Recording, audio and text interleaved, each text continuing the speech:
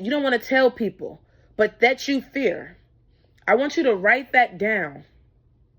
And Monday through Friday, I want you to look at whatever you say fears you and say, you will no longer fear me. I am trusting God.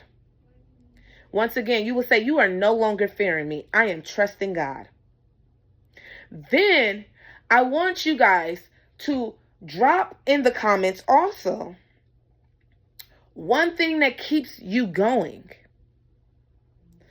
One thing that keeps you going for the whole week. So I want you to write down one thing that keeps you going. And then that is going to be your motivation. So we have one thing that we fear, one thing that keeps us going. If you can please comment and let me know. Of course, I'm going to let you guys know one thing that I fear and one thing that keeps me going. And then let's bring it back to God, how he keeps me going. So I love to just open up and tell you guys about myself, because that's how you guys can get to know me, you know? So here we go. One thing that I fear is my son having no more parents. Like, if I die, he has nobody else. One thing that I fear is not having anything to provide for my son. That is a scary place for me. Another thing that I fear, you can have a lot of things, you guys. You see how I could keep going. Being away from God. Like, if I'm not with God, I know that my flesh can overrule my body and I could end up somewhere else. So that is 3 things that I fear. And then what keeps me going? You know?